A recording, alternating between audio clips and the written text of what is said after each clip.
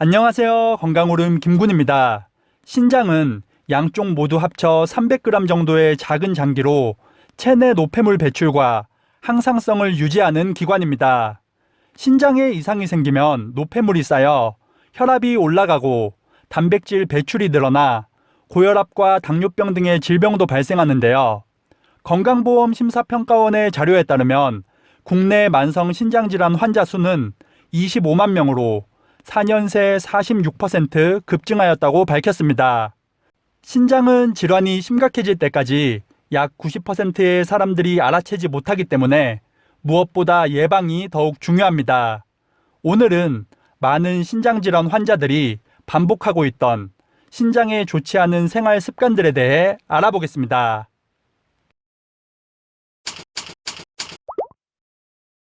신장에 좋지 않은 습관, 첫 번째는 갈증 날 때 물 마시기입니다. 우리 주변에는 갈증을 느낄 때 비로소 물을 마시는 사람들이 아주 많습니다.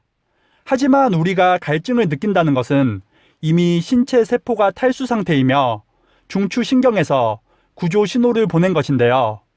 국민건강영양조사에 따르면 우리나라 성인 남녀의 경우 하루 물 섭취량은 1리터 이하로 세계보건기구의 물 섭취 권고량에 크게 미치지 못한다고 밝혔습니다. 부족한 수분으로 탈수 상태가 오래 유지되면 신장의 독소 배출 능력이 크게 떨어져 신장에 큰 무리를 주게 됩니다. 앞으로 갈증이 나지 않더라도 시간을 정해서 주기적으로 하루 2리터 정도의 물 마시는 습관을 기르는 것이 중요하겠습니다.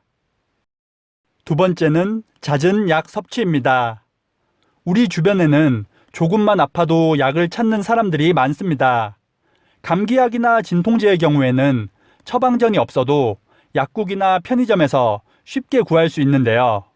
하지만 이런 약에는 비스테로이드성 항염증제가 포함된 약이 많기 때문에 신장과 간에 좋지 않습니다. 무턱대고 약만 찾다가는 오히려 몸에서 보내는 중대한 질환 증상을 알아채지 못할 수도 있습니다. 약을 복용해도 증상이 계속 반복된다면 병원 진료를 받는 것이 가장 좋겠습니다. 세 번째는 국과 찌개의 생활화입니다.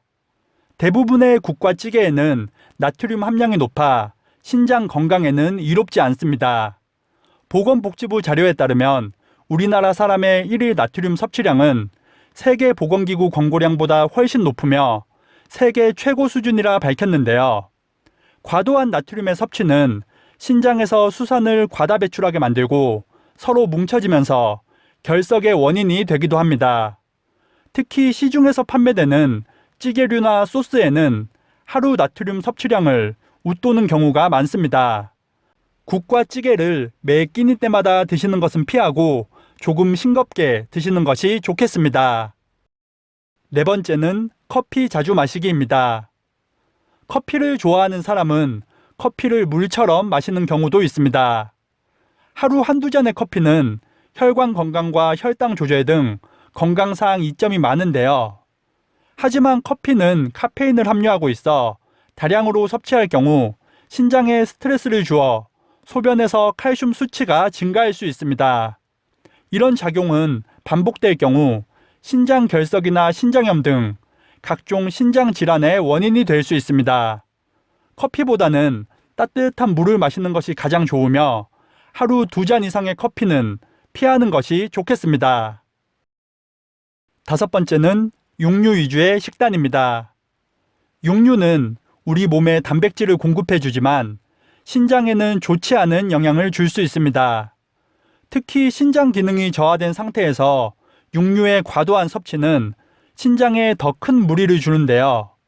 미국 캘리포니아 주립대학의 연구에 따르면 신장 기능이 좋지 않은 사람은 동물성 단백질 대사 과정에서 질소 화합물과 유기산, 인산이 제대로 배출되지 못해 신장을 비롯한 각종 장기에 악영향을 준다고 밝혔습니다. 따라서 육류 섭취는 적당히 하고 드시더라도 채소와 함께 섭취하는 것이 더욱 좋겠습니다. 오늘은 무심코 반복하고 있었던 신장 건강을 망치는 습관들에 대해서 알아봤습니다. 신장은 무엇보다도 예방이 중요하니 올바른 생활 습관이 꼭 필요하겠습니다. 기존 영상 중 신장 건강에 좋은 5가지 차에 대한 영상도 있으니 댓글에 주소를 참고하시기 바랍니다. 오늘 영상이 도움이 되셨다면 구독과 좋아요 그리고 알람 설정도 부탁드리겠습니다. 오늘 하루도 건강하세요.